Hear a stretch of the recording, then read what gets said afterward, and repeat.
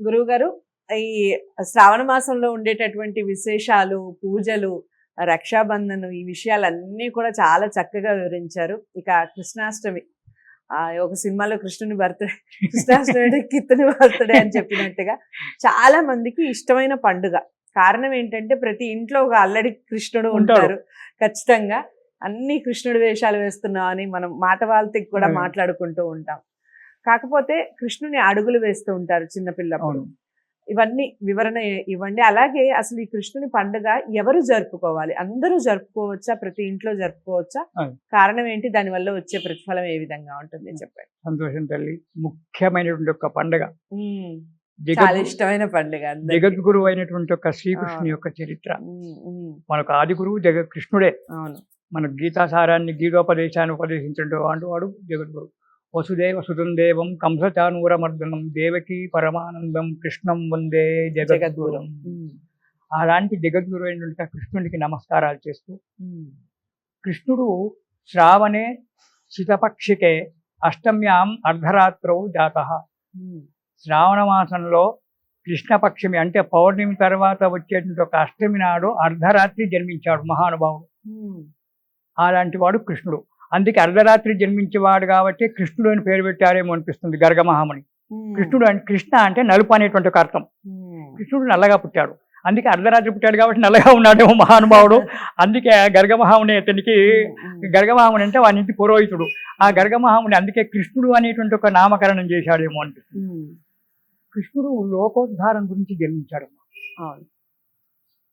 కంసుడు, నరకాసుడు, జరాసంధుడు ఇలాంటి యొక్క రాక్షసులను సంహరించడానికి, కాలయవనుడు ఇలాంటి యొక్క వారందరినీ సంహరించడానికి, దుష్ట శిక్షణ చేయడానికి జన్మించినటువంటి ఒక మహానుభావుడు, అవతార పురుషుడు కృష్ణుడు. అలాంటి కృష్ణుడు దేవకీ వసుదేవులు ఒక గర్భంలో జన్మించాడు. ముఖ్యంగా కంసుని యొక్క మరణానికే కృష్ణుడు జన్మించాడు. కంసుడు అతని కాలయవనుడు. కంసుడు అనేటువంటి వాడు మానవుడే కానీ రాక్షసత్వం అనేటువంటి వాడు. అతని స్నేహితులంతా కూడా రాక్షసులే. జరాసంధుడు అలాంటి వాళ్ళు, అతని కాలయవనుడు, జరాసంధుడు ఇటువంటి వాళ్ళు రాక్షసులు అతని స్నేహితులు. ఈ కంసుడు దేవకీదేవి యొక్క పెళ్ళి అయింది. ఉగ్రసేన మహారాజు గారు దేవకీదేవి యొక్క పెళ్లి చేశాడు. కూతురు పెళ్లి చేసి అల్లుడిని, బిడ్డను అత్తగారింటికి పంపిస్తున్నాడు. మా బావగారిని, అక్క చెల్లెలు గారిని నేను రథం మీద నేనే తీసుకెళ్తానని చెప్పి కంసుడు చంకలు కొట్టుకొని రథాన్ని కంసుడే నడిపిస్తున్నాడు. వెనకాల దేవికి వసుదేవులు కూర్చున్నారు. రథం పోతుంది. ఇంతలో ఆకాశవాణి రూపకంగా, ఒరే కంసుడా, నీవు చెల్లెల్ని, బావగారిని సంతోషంగా తీసుకెళ్ళి బట్టింటికి తీసుకెళ్తున్నావు, కానీ నీ చెల్లెల యొక్క అష్టమ గర్భం ఏదైతే ఉందో ఆ గర్భంలోనే నీకు మృత్యు ఉన్నదిరా. ఆమె పుట్టినటువంటి ఒక 8వ గర్భంలోనే నీకు మరణం సంభవిస్తుంది అని చెప్పి ఆకాశవాణి పలికింది. పలికేటప్పటికీ అలాంటి దాన్ని నా చెల్లెలను నేను తీసుకోవాలని చెప్పి ఇప్పుడే చంపేస్తానని చెప్పి అక్కను, చెల్లెలను, బావగారిని ఇద్దరిని కూడా చంపడానికి కంసుడు పూనుకున్నాడు. అప్పుడే పూనుకునేటప్పటికీ వసుదేవుడు, వద్దు, నీకు నా 8వ సంతానం వల్ల కదా నీకు మరణము, మరి ఇప్పుడెందుకు మౌనం చంపుతావు అని చెప్పి అంటే, అవును 8వ నీకు ఇస్తానులే, నాకు పుట్టిన ప్రతి సంతానాన్ని నీకు చెప్తానయ్యా 8వ సంతానం వరకు అని అన్నాడు. ఆయన సరే అని చెప్పి చెరసాలు, అయితే మీరు బయట ఉంచొద్దు, ఎక్కడ ఉంటారో మీరు, ఏ రాజ్యంలో ఉంటారో, ఎక్కడో సంతానాన్ని కంటే నాకు మరణం వస్తుంది అని చెప్పి చెరసాలలో పెట్టాడు. వీళ్ళు చెరసాలలోనే కాపురం చేస్తున్నాడు. 1, 2, 3, 4, 5, 6 ప్రసూతి అయింది, సంతానమైన అందరినీ కూడా కంసుని చెప్పాడు. కంసుడు అందరినీ కూడా పరిమించాడు. 7వ సంతానం. 7వ సంతానానికి వచ్చేటప్పటికీ అక్కడ బలరాముడు గర్భంలో ఉన్నాడు. బలరాముడు దేవికి యొక్క గర్భంలో ఉన్నప్పుడు ఆ మాయాదేవి, ఇప్పుడు మనం ఇక్కడ లక్ష్మీదేవి అని చెప్పుకున్నాం, మాయా స్వరూపిణి, ఆ విష్ణుమూర్తి మాయాదేవిని, ఆ ప్రకృతిని పిలిచి ఈ గర్భాన్ని మార్చేసింది. అక్కడ ఉన్నటువంటి యొక్క శిశువును, ఆమె గర్భంలో ఉన్నటువంటి ఒక శిశువును తీసుకొని అక్కడ ఆడ శిశువు ఉంది, ఆడ శిశువుని ఇక్కడ పెట్టు, ఇక్కడి యొక్క శిశువును, మగ శిశువుని ఏదైతే ఉందో ఆ శిశువుని తీసుకెళ్ళి రోహిణి గర్భంలో, రోహిణి అంటే ఎవరు? వసుదేవుని యొక్క భార్యని. ఆమె కూడా దేవకి ఒక భార్య, రోహిణి ఒక భార్య. ఆ రోహిణి మదన అక్కడ ఉంది, రోహిణి గర్భంలో ప్రవేశపెట్టు, గోకులంలో ఉంది అని చెప్పాడు. అలాగే ఆ మాయా ప్రకృతి దేవి ఏం చేసింది, వసుదేవుని యొక్క దేవకి యొక్క గర్భములో ఉన్నటువంటి ఒక శిశువును, మగ శిశువును తీసుకెళ్లి రోహిణి గర్భంలో పెట్టింది 3వ నెలలో. రోహిణి గర్భంలో నుంచి శిశువుని తీసుకొచ్చి దేవకి యొక్క గర్భంలో పెట్టింది. అక్కడ రోహిణికి బలరాముడు పుట్టాడు 7వ గర్భంలో. ఇక్కడ మాయాదేవి పుట్టింది.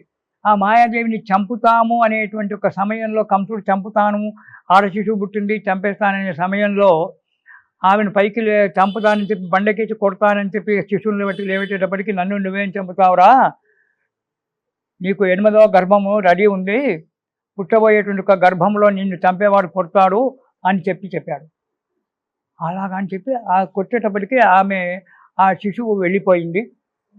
ఆమెని యోగి మాయ హిమాలయ పర్వతాలలో అమ్మవారు నిలబడిపోయింది అక్కడ ఆ మాయాదేవి. ఇక్కడ అయిపోయింది. 8వ గర్భం ప్రారంభమైంది.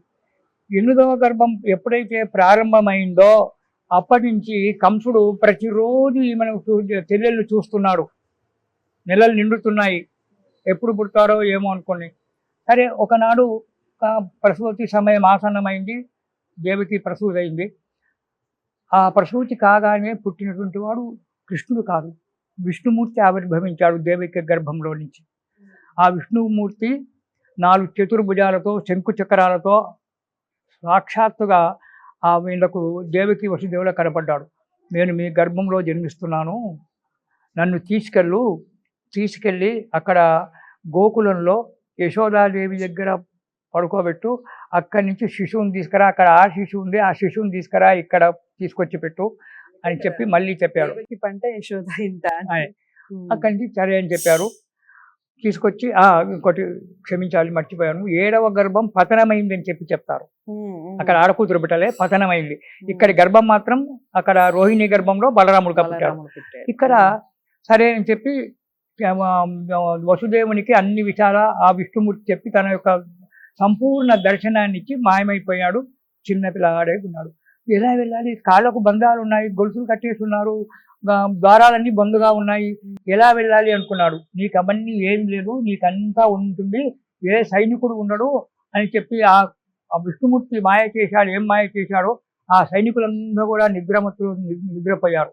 ద్వారాలన్నీ వాటిందులు అవే ద్వారాలు తెరుచుకున్నాయి కృష్ణుడు పుట్టగానే. ఇక్కడ కృష్ణుడు తన యొక్క నిజ రూపాన్ని చేసి కృష్ణ రూపాన్ని, చిన్న బాలకునిగా రూపాన్ని ఇచ్చాడు. కెవ్వుమని ఏడ్చాడు. ఆ కృష్ణుడిని తీసుకొని గంపలో పెట్టుకొని ఆ వసుదేవుడు వెళ్ళాడు. నడుమ కాళింది నది, పెద్ద నది. ఆ నది ఉప్పొంగుతుంది. వర్షాకాలం, శ్రావణ మాసం, వర్షాలు పడుతూ ఉన్నాయి, వర్షాలు ఉన్నాయి. ఆ వర్షంలో గాలి నడుతుంది. ఎలా వెళ్ళాలి, అయ్యా విష్ణుమూర్తి అని చెప్పి విష్ణుమూర్తి ప్రారంభం చేస్తే దారి ఇచ్చాడు.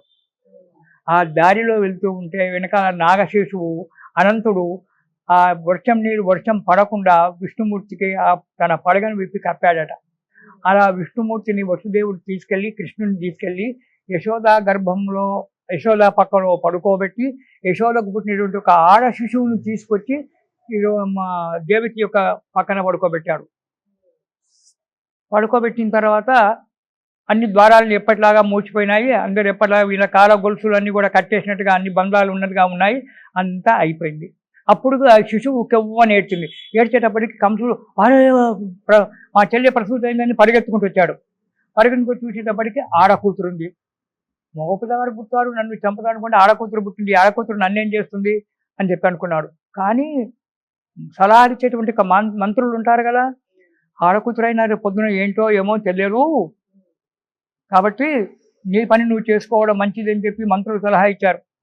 పాపం ఆడకూతురిని కూడా చంపుదామని పైకి లేపేటప్పటికీ ఆడకూతురు ఆ మాయపోయి, నిన్ను చంపేవాడు నేను కాదురా, నిన్ను చంపేవాడు గొల్లపల్లెలో గొల్లపల్లెలో పెరుగుతున్నాడు, అలా ఇంటాను కూడా చెప్పలేదు, గొల్లపల్లెలో పెరుగుతున్నాడు, అక్కడ ఉన్నాడని చెప్పేసి అమ్మవారు మాయమైపోయి హిమాలయ పర్వతాలలో ఉండిపోయింది. అక్కడి నుంచి ప్రారంభమైంది మన కృష్ణ యొక్క కష్టాలుగా బాలకృష్ణుడికి. అక్కడి నుంచి దుష్ట సంహారం చేయడం, పూతనను రంపడము, వీడు అన్ని దుర్మార్గాలు చేయడము, కంసుడు పూతనను పడడము, ఇదంతా కూడా జరిగింది. మనం గీతాపదేశం చేయడము, చివరకు ద్వారకా నగరము మునిగిపోవడము, ద్వారకా అంతా చాలా పెద్ద చరిత్ర, కృష్ణ చరిత్ర. కృష్ణ తత్వం కూడా చాలా గొప్పదే. ఆ కృష్ణతత్వాన్ని తెలుసుకోవడం కూడా చాలా గొప్పనైన ఒక విషయమే. అలాంటి యొక్క కృష్ణుని యొక్క తత్వం తెలుసుకుంటూ వచ్చేటప్పటికి చివరకు అంతా అయిపోయింది మనకు. ఏ అయితే కృష్ణాష్టమి వ్రతం ఎందుకు? ఇది ముఖ్యమైన ఒక విషయం మనకు. కృష్ణుడు జన్మించాడు. ఆయన జన్మించాడు. మనం ఎందుకు వ్రతం చేసుకోవాలి అని అంటే, కృష్ణుని యొక్క జననం ఏదైతే జరిగిందో అది గొప్పనైన ఒక విషయం. అలాంటి యొక్క మనకు ప్రపంచాన్ని కాపాడేటువంటి యొక్క బ్రహ్మాండాన్ని, ప్రపంచమే కాదు బ్రహ్మాండాన్ని కాపాడేటువంటి ఒక శిశువు మనకు జన్మించాడు. జగద్గురువైనటువంటి వాడు కృష్ణుడు జన్మించాడు. కాబట్టి ఆనాడు కృష్ణాష్టమి వ్రతం చేసుకోవాలి. శ్రావణ మాసంలో బహుళాష్టమి నాడు. ఆనాడు ఉదయం నుంచి మనకు మన భారతీయులకు అందరికీ కూడా ఉపవాసమే ఎక్కువ ముఖ్యమైన ఒక పండుగ. ఆనాడు కూడా ఉదయం నుంచి ఉపవాసం ఉండి సాయంకాలం పూట ఆ స్వామివారి యొక్క కృష్ణుని యొక్క పూజ చేసుకోవడము, కృష్ణాష్టోత్తర నామాలు చదువుకొని కృష్ణుని యొక్క పూజ చేసుకోవడము, ఆ కృష్ణుని యొక్క కొందరు తొట్లలో వేసి ఊయల వేసి స్వామివారికి నామకరణం చేసుకోవడము, ఇవన్నీ కూడా చేస్తారు. ఇంకా కొందరు ఏం చేస్తారంటే బొమ్మలు తయారు చేస్తారు, మట్టితో బొమ్మలు చేస్తారు. నేను చూశాను. మట్టితో బొమ్మ, యశోదా బొమ్మ, వసుదేవుని బొమ్మ, తర్వాత కంసుని బొమ్మ, ఇలాంటి బొమ్మలన్నీ చేసి అర్ధరాత్రి రాత్రి 10 తర్వాత పూజ చేసుకుంటారు. అంతవరకు ఉపవాసం ఉండి 10 తర్వాత పూజ చేసుకొని అప్పుడు గర్భాన్ని తీసి అందులో ఉన్న చిన్న కృష్ణుని చేస్తారు. ఆ కృష్ణుని చేసి ఊయల్లో పండబెట్టి నామకరణం చేసి పూజలు చేసుకుంటారు. ఆ రోజు మొత్తం ఉపవాసం ఉంటారు. కొందరేమో ఉపవాసం ఎందుకు ఉండాలి, సంతోషకరమైన పండుగ కదా అని చెప్పి అన్ని అప్పుపాలు అంటే పిండి వంటలు అవన్నీ కూడా చేసుకొని స్వామికి కాయం పొడి అని చెప్పేస్తారు. కాయం పొడి అంటే పూర్వకాలంలో ప్రసూతి అయితే మన మంటలో కూడా అన్ని రకాల చెట్ల మంది వేర్లు, శొంఠి, మిరియాలు, పిప్పళ్ళు ఇలాంటివన్నీ వేసి పొడి చేసేవారు. అది శరీరానికి మంచిదని చెప్పి ఆ పొడిని చేసి స్వామికి నైవేద్యం పెట్టి వెన్న, పాలు, పెరుగు, మీగడ ఇవన్నీ కూడా స్వామికి పూజలో నైవేద్యం పెట్టి అవే ప్రసాదంగా తీసుకొని ఉండేటువంటి వారు. ఈ కృష్ణాష్టమి వ్రతము ధర్మరాజు చేసుకున్నాడు. ముందు ధర్మరాజు కృష్ణాష్టమి వ్రతం చేసుకున్నాడు. అక్కడి నుంచి మనకు కృష్ణుని యొక్క వ్రతం ప్రారంభమైంది. గర్గుడు అనేటువంటి ఒక మహాముని ధర్మరాజుకు ఉపదేశం చేయడం వల్ల ధర్మరాజు కృష్ణాష్టమి వ్రతం చేసుకొని దిగ్విజయాన్ని పొందాడని చెప్పి మనకు శాస్త్రం చెప్తూ ఉంది. భారతంలో కూడా కొంత ఉంది. అయితే ఈ కృష్ణాష్టమి వ్రతం చేయడం వల్ల ఇంట్లో సంతానము లేనటువంటి వారికి సంతానం కలగడం అనేటువంటిది ముఖ్యమైనటువంటిది కృష్ణాష్టమి వ్రతం చేస్తే. ఆ తర్వాత చిన్నపిల్లలు ఎవరైతే ఉంటారో వారికి రక్షగా ఉండడము, భూత ప్రేత పిశాచాలు దగ్గరికి రాకుండా ఉండడము, దిష్టి దోషం తాకకుండా ఉండడము, చిన్నపిల్లలు ఉన్నతిగా ఉండడము అనేటువంటి ఒక విషయము మనకి కృష్ణాష్టమి వ్రతంలో వస్తుంది. ఇది మాత్రం ఎవరికైతే పుత్ర సంతానం లేదో వారు కృష్ణాష్టమి యొక్క వ్రతం చేసి ఆనాటి నుంచి ప్రారంభం చేసి కృష్ణ అష్టోత్తర నామాలుగా కనుక పారాయణం చేసినట్టయితే 2వ సంవత్సరం వరకు పుత్ర సంతానం అవుతుంది. ఇది నా అనుభవంలో ఎవరైతే ముందు చెప్పానో ఇది కూడా నా అనుభవంలో నేను చెప్తున్నాను. ఇది కృష్ణాష్టమి అష్టోత్తర నామాలు ప్రతిరోజు చేయాలి. కృష్ణం వందే జగద్గురు కృష్ణ కానీ గోవిందాష్టకం కానీ ఇలాంటి కృష్ణాష్టమి యొక్క కృష్ణుడికి సంబంధించినటువంటి ఒక చేస్తూ కృష్ణాష్టమి వ్రతం నాడు ఆ రోజు ప్రారంభం చేయాలి. కృష్ణుడు జన్మించిన నాడు చేసి ఆ రోజు 1 సంవత్సర కాలం పాటు ప్రతిరోజు కూడా స్వామి యొక్క కృష్ణ అష్టోత్తర నామాలు పారాయణం చేస్తూ నాకు పుత్ర సంతానమే కావాలి అని చెప్పి చేసుకుంటూ కనుక పోయినట్టయితే నెక్స్ట్ ఇయర్ వానింట్లో కొడుకు ఆ కృష్ణుడే తాండవం ఆడుతుంటాడు. ఇలాంటి యొక్క వ్రతం అమ్మ ఇది. అందుగురించి కృష్ణాష్టమి వ్రతం చేసుకోవడము, కృష్ణునికి పూజ చేసుకోవడము, తెల్లవారి గోపాల కాలువలు అంటే ఆ రోజు కానీ తెల్లవారు కానీ ఉట్లు కొట్టడం అంటారు. ఆ ఉట్లు కొట్టడము దీన్ని గోపాల కాలువ అంటారు. ఆ ఉట్లు కొట్టడము, ఆనందంగా భజనలు చేయడము, తాండవించడము ఇది చేసుకోవడము మనకు గోకులాష్టమి వ్రతం అమ్మ. ఈ వ్రతాన్ని నీవు చేయాలి, నేను చేయాలి, దీనికి ఎవరో గురుపదేశం కావాలి అంటే అనేటువంటిది ఏం లేదు. ప్రతి ఇంట్లో ప్రతి వాళ్ళు కూడా ఈ కృష్ణాష్టమి వ్రతం చేసుకోవచ్చు. ఆ కృష్ణుని యొక్క నామాలను చదువుకొని ఆ కృష్ణుని యొక్క సేవ చేసుకొని మనం మట్టితో అంటే ఈనాడు బొమ్మలు చేసుకోవడమేమో, ఆ చిన్న బొమ్మలు దొరుకుతాయి మనకి ఈరోజు, మట్టి బొమ్మలు అది దొరుకుతాయి. ఆ కృష్ణుని విగ్రహాన్ని తీసుకొచ్చి ఊయల కట్టి ఊయలో పడుకోబెట్టి ఆ స్వామికి జోలపాటలు పాడి ఆనందంగా నిద్రపుచ్చడము ఇవన్నీ చేసినట్టే ఇంట్లో ఆనందాలు తాండవిస్తాయి. భూత ప్రేత పిశాచాలు దూరం అయిపోతాయి, చిన్నపిల్లలకు రక్షణ కలుగుతుంది అనేటువంటి ఒక విషయం మనకు ఈ కృష్ణాష్టమి వల్ల తెలుస్తూ ఉంది. కృష్ణాష్టమి వ్రతాన్ని అందరూ చేసుకోవచ్చు. రాబోయే కృష్ణాష్టమికి చేసుకొని అందరం కూడా ఆనందంగా ఉందాము, సంతోషంగా కాలాన్ని గడుపుదాము. ఆ కృష్ణుడు మన ఇంట్లో మళ్ళీ ఎవరైనా రావాలి అని చెప్పి కోరుకుందాం. ఒకవేళ పెళ్ళైన వాళ్ళు ఎవరైనా మన ఇళ్ళలో ఉంటే కోరుకొని కృష్ణాష్టమి వ్రతాన్ని తప్పకుండా చేసుకోండి. కృష్ణుని అష్టోత్తర నామాలు చాలా ఈజీగా ఉంటాయి. ఆ కృష్ణుని యొక్క అష్టోత్తర నామాలు కనుక రోజు చదువుకున్నట్టయితే ఎంతో మేలు. నా అనుభవంలో చెప్తున్నాను. నిజానికి కూడా ఇలా చెప్పాలంటే గొప్పతనం కాదు. నాకు పుత్ర సంతానం లేదు నా జాతకం ప్రకారంగా, అందరూ ఆడ కూతుళ్ళే. అయితే రెండో సంతానానికే ఆపరేషన్ చేయించాలని నేను అనుకున్నాను. కానీ మా వాళ్ళు వద్దు అని చెప్పి పట్టుబట్టి కూర్చున్నారు, మా అత్తగారు వాళ్ళు, మా అమ్మగారు వాళ్ళు.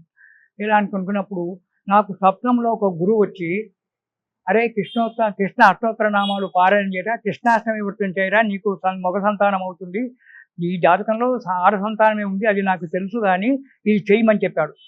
ఆనాటి నుంచి నేను 1 సంవత్సర కాలం పాటు ఎంత దీక్షగా జపం చేశాను.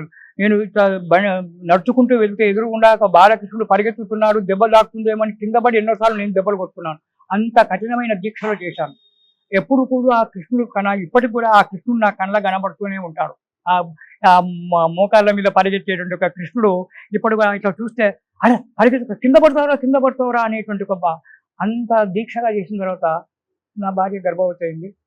ఈసారి మన కొడుకే పుడతాడు. ఎలా చెప్తావయ్యా, ఆడపిల్ల ఉందంటున్నారు అక్కడ, కాదు కొడుకే పుడతాడు అన్నాను. అలాగే మా కొడుకు పుట్టాడు. అతని శ్రీకాంత్ అని చెప్పి నేను పేరు పెట్టుకున్నాను కృష్ణుడిని. ఈనాటికి కూడా ఆ అష్టోత్తర నామాలు మరవలేదు. నా కొడుకు యొక్క క్షేమం గురించి, నా సంతానం యొక్క క్షేమం గురించి ఆ గురువారు స్వప్నంలో వచ్చిచ్చాడు. అది కూడా నిజంగా వచ్చి ఇవ్వలేదు. స్వప్నంలో ఇచ్చినటువంటి ఒక దీక్ష కృష్ణాష్టోత్తర నామాలు ఈనాటికి కూడా చేస్తున్నాను. మీరు కూడా సంతానం లేనటువంటి వ్యక్తులు రేపు కృష్ణాష్టమి నాడు కృష్ణ అష్టోత్తర నామాలతో ప్రారంభం చేసి కృష్ణాష్టమి వ్రతం చేసుకోండి. తప్పకుండా మీ ఇంట్లో బాలకృష్ణుడు వెలుస్తాడు, హాయిగా సంతోషంగా ఉంటారు. ఆ గోపాల కాలువలు అవన్నీ కూడా చేసుకొని ఆనందంగా కాలం గడుపుతాం. ఇక్కడితో మనం ఉంటాం. స్వస్తి ప్రజాభ్య పరిపాలయంతాం న్యాయేన మార్గేణ మహిమహీషాః గోబ్రాహ్మణేభ్య సోమస్తు నిత్యం లోకా సమస్తా సుఖినో భవంతు. చాలా అంటే చాలా చక్కటి వివరణ ఇచ్చారు. కృష్ణాష్టమి ఏ విధంగా మనం చేసుకోవాలి, దానివల్ల వచ్చే ఫలితం ఏ విధంగా ఉంటుంది, స్వతహాగా గురువు గారే చెప్పారు. తన లైఫ్లో జరిగినటువంటి ముఖ్యమైన ఘట్టం గురించి మనకి ఈరోజు ఈ వివరణలో వివరించడం జరిగింది. ఈ కృష్ణాష్టమి ప్రతి ఇంట్లో కూడా చక్కటి చిన్ని కృష్ణుడు ప్రతి ఇంట్లో ఉండాలి అని, వాళ్ళ అల్లరితో అందరూ సుఖ సంతోషాలతో ఉండాలని కోరుకుందాం. ఇంకా మీకు ఏమైనా డౌట్స్ ఉన్నా లేదా ఆధ్యాత్మికమైనటువంటి విషయాలు కానివ్వండి, జ్యోతిష్య వాస్తుకు సంబంధించిన వివరణ ఏదైనా కావాలి అంటే స్క్రీన్ మీద కనపడే నెంబర్కి కాల్ చేయండి. ఇలాంటి మరిన్ని మంచి కార్యక్రమాలతో మళ్ళీ కలిసే ప్రయత్నం చేస్తాను. తప్పకుండా వీడియోని లైక్ చేసి షేర్ చేయండి, ఛానల్ని సబ్స్క్రైబ్ చేసుకోండి. నమస్తే.